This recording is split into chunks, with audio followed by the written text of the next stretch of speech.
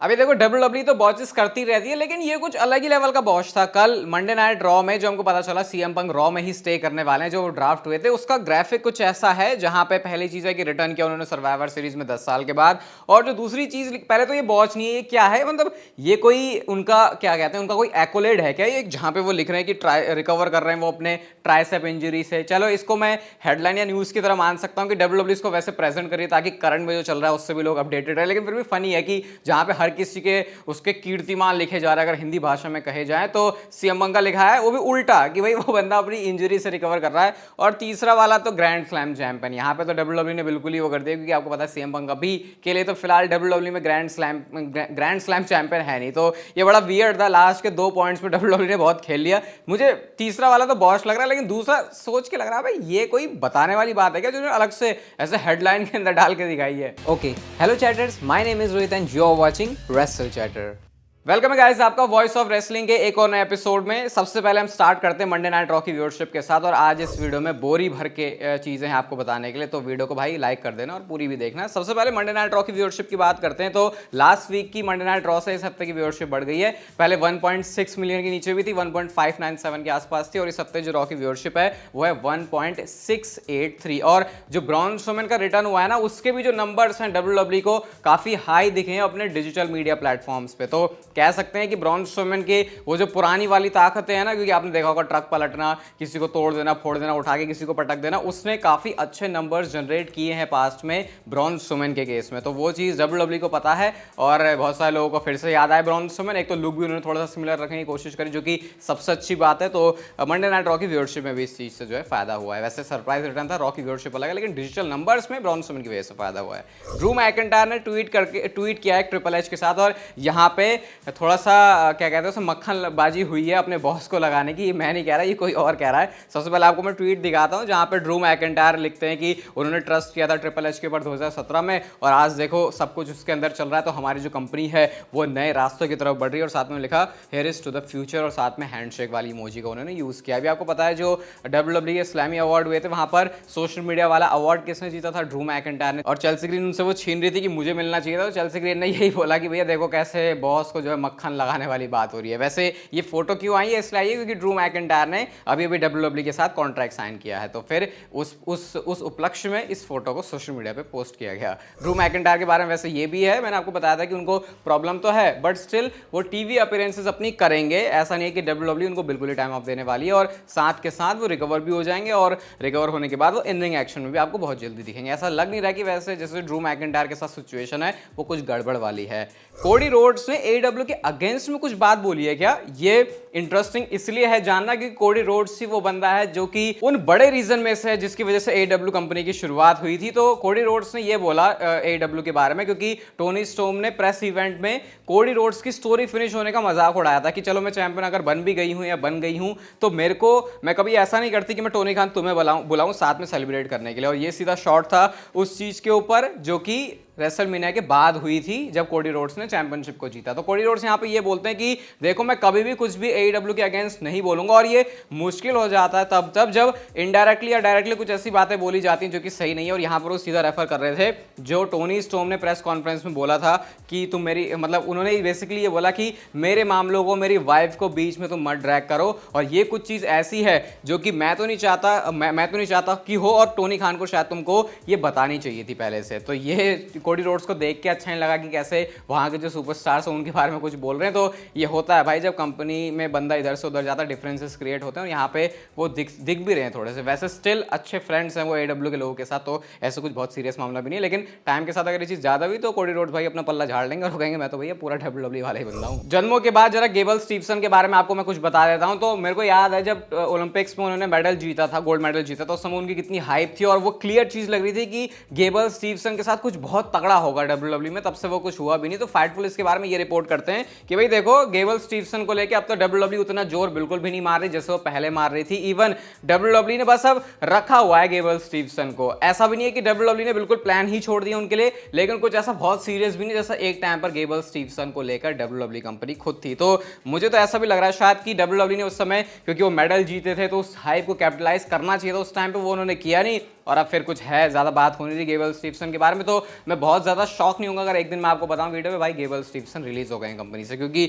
WWE जिन superstars का use नहीं कर रही फिर उनको वो बजट कट में डाल देती है और फिर उसमें वो सुपरस्टार वो बंदा जो है कंपनी से निकल जाता है। कल की मंडे नाइट रॉ में स्पीड आए थे और स्पीड ने आके क्या माहौल बना दिया सोशल मीडिया पे। सबसे पहले तो WWE ने खुद ही अपने इंस्टाग्राम पे एक वीडियो शेयर किया जहां पे जो स्पीड है वो रे मिस्टीरियो से मिल रहे हैं, और ये मिलन देख के ना आपको खुद एक फैन फील होगा कि जैसे कि आप मिल रहे हो। अगर आप स्पीड को अपने आप को इमेजिन करोगे कि स्पीड मिल वैसे रहता है कि वो एक तो वो ब्रो करके बोल रहे थे रे मिस्टीरियो को, मुझे वही बहुत ज्यादा फनी लग रहा था। वो कहते तुम मेरे फेवरेट सुपरस्टार हो, और इवन रे मिस्टीरियो ने मास्क भी दिया था स्पीड को और उस पर फिर वो चिल्ला रहे होते अपने ऐसे स्पीड करते हैं। इवन आर्ट्रुथ ने एक फोटो पोस्ट करी और भाई मैं आपको बताऊं इसके ऊपर 1,34,000 लाइक्स हैं, अब तो शायद ज़्यादा हो गए जिस टाइम मैं इस वीडियो को रिकॉर्ड कर रहा हूं।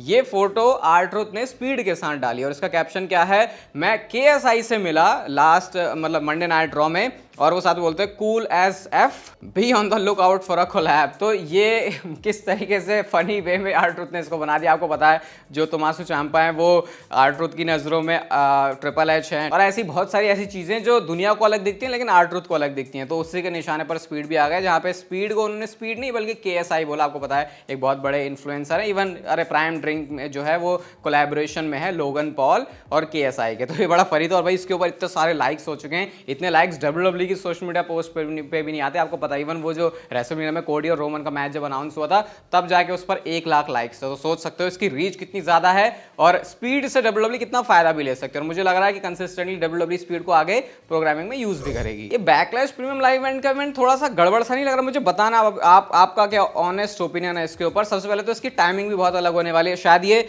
हमारे इंडिया के हिसाब से सैटरडे को रात को 10 बजे होने वाला है, तो जिस दिन स्मैकडाउन है हमारे लिए उसी दिन फिर सीधा ये बैकलैश का शो भी होगा। और कार्ड इसका कुछ ऐसा है, स्क्रीन पर अभी आपको दिख ही रहा होगा, मंडे नाइट रॉ से यहाँ पर एक ही मैच है, वही जे उसो वाला और डेमन प्रीस्ट वाला। बाकी जो सारे मैचेस है वो स्मैकडाउन से हैं। और अब भी ऐसी फील आ रही है कि ये थोड़ा सा वीक सा कार्ड लग रहा है। और WWE बाहर ओवरसीज तो जा रही है लेकिन फिर भी बहुत ज्यादा कुछ ऐसी मुझे मेहनत नहीं लग रही इसमें। एक वो मैच होने के पूरे चांसेस है इंटरकॉन्टिनेंटल चैंपियनशिप के लिए WWE ट्रिपल थ्रेट वाला सैमी ज़ैन का मैच डाल सकती है, फिर जाके कह सकते हैं चलो भैया मामला थोड़ा सा सही लग रहा है। लेकिन मुझे ऐसा क्यों लग रहा है इसके ऊपर WWE ज्यादा मेहनत नहीं कर रही? आपको भी ऐसा लग रहा है क्या? मुझे बताना जरूर आप क्या सोच रहे हो बैकलैश के मैच कार्ड के बारे में। कोडी रोड्स के बारे में बात कर लेते हैं, और क्या कोडी रोड्स का हील टर्न भी होगा आगे जाके? तो सबसे पहले तो हमारे महान अंडरटेकर का क्या थॉट है उसके बारे में वो सोचते हैं। उन्होंने ये बोला कि कोडी रोड्स के अंदर सारी हील क्वालिटी है और वो बहुत अच्छी हील वाली वाइब देता है। तो अंडरटेकर की नजरों में तो पूरे परखे गए हैं कोडी रोड्स की वो एक हील अच्छा कैरेक्टर प्ले कर सकते हैं। इवन AEW भी अगर आपने देखी होगी, मैंने भी देखा था कोडी रोड्स को वहां पर उनका हील रन, तो वहां पे भी प्रेजेंट किया गया उनको उस तरीके से। इवन जो स्टारडस्ट का कैरेक्टर था, तो नहीं स्टारडस्ट, हाँ स्टारडस्ट का जो कैरेक्टर था वो भी कुछ वैसे ही फील होता था, WWE इसको वैसे ही प्रेजेंट करती थी।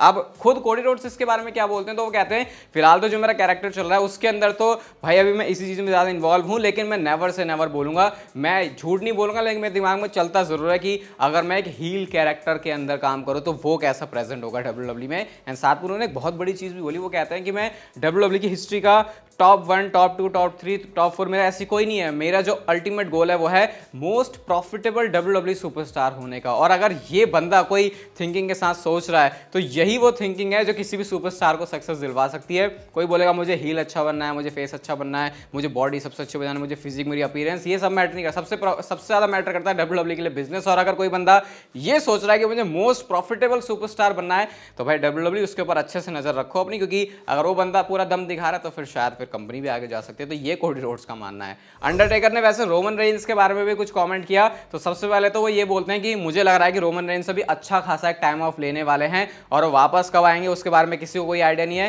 एंड साथ में ये बात भी एडमिट करते हैं कि जो रोमन रेंज का रन रहा वो इनक्रेडिबल रहा, और अब आगे वो जो भी करने वाला है वो उससे भी ज्यादा मस्त होगा। तो अंडरटेकर के हिसाब से भी अभी रोमन रेंज का जो ब्रेक है वो चल रहा है। और मुझे पहली बार ऐसा लग रहा है कि कोई ऐसा जल्दी भी महसूस नहीं हो रही। जैसे अगर मुझसे पूछे कि रोमन के रिटर्न का वेट कर रहे हो ज्यादा ब्रॉक का, मैं ब्रॉक लेसनर का बोलूंगा। और उसके पीछे रीजन ये है कि पता है रोमन को तो आ ही जाना है, जब भी आएगा टाइम लेके अच्छे से पूरी प्लानिंग के साथ आएंगे, तो उसके ऊपर मुझे पूरा भरोसा है। तो कोई जल्दीबाजी करने की जरूरत नहीं जब तक ब्लड लाइन की स्टोरी पूरी आगे चलती रहे। अभी ब्रॉक लेसनर के बारे में बात करेंगे, बस थोड़ा सा रुक जाओ आप। कल आपको पता है बहुत बुरी तरीके से वो जो सुपर बॉल वाली रिंग है वो पहन के पंच मारा था लोगन पॉल ने, और वो सही में कितना खतरनाक बजा है। आप लोग इस फोटो में देखो, JD मैकडोनाल्ड ने जो पोस्ट करी है, पहले तो ऐसा लग रहा होगा कि अरे शायद हो सकता है थोड़ा सा लाल लाल कर लिया हो, है ना, WWE तो वैसे भी होती ही फेक है। लेकिन यहाँ पे आप देख सकते हो जो बंदे ऐसी बात बोलते हैं क्लियरली दिख रहा है कि जो वो नकल करके उन्होंने मारा ना, और वो पता है अंगूठी में थोड़े थोड़े ऐसे ऐसे तो होते ही हैं, तो वो भी चुभ गए और उसकी वजह से जो निशान है वो कितना ज्यादा खतरनाक लग रहा है। तो आप उस मेंटालिटी को एक बार सोचो जरा कि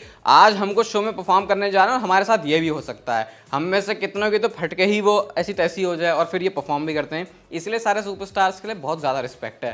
सीएम पंक ने एक ऐसे फैन को ऑटोग्राफ या साइन दिया है जो कि शायद आप इमेजिन भी नहीं कर पाओगे। सबसे पहले तो मैं आपको साइन दिखाता हूँ, ये सीएम पंक ने खुद से ही पोस्ट किया, जहां पे सीएम पंक नहीं बल्कि सीएम पूप का वो साइन है और उसके ऊपर पूप लिटरली बना के भी आया वो इमोजी की तरीके से उसको ड्रॉ करके। इवन बाद में जाके उस फैन से पर्सनली जाके सीएम पंक ने फोटो भी खिंचवाई और उसको साइन भी किया है। तो हम उस एरा में एंटर कर चुके हैं जहां पर जो सुपरस्टार्स हैं, स्पेशली सीएम पंक जैसे, उन्होंने किसी से ट्रिगर होना भी छोड़ दिया, स्पेशली फैन से, क्योंकि जो भी भाई रिएक्शन मिलना चाहिए। इवन किसी किसी को हो सकता है मैं तो बेबी फेस हूं, मेरे को ऐसा क्यों बोला, लेकिन सीएम पंक ने इस चीज को बहुत ही अच्छी तरीके से लिया और उस बंदी को, छोटी सी बच्ची को वैसे जाके स्पेशली साइन भी दिया था। तो बहुत अच्छा जेस्चर लगा मुझे सीएम पंक का। अब गाइस हम लोग बात करते हैं हमारे the beast incarnate Brock Lesnar के बारे में। तो ड्राफ्ट हो गया, सब कुछ सेटल हो गया, सारे सुपरस्टार अपनी अपनी जगह पर जा चुके हैं, लेकिन ब्रॉक लेसनर कहां पर है? तो डब्ल्यूडब्ल्यूई ने फिलहाल अपनी वेबसाइट के ऊपर ब्रॉक लेसनर को एज फ्री एजेंट लिस्ट किया हुआ है, यानी ना वो रॉ का पार्ट है ना वो स्मैकडाउन का पार्ट है। और ऐसा नहीं है कि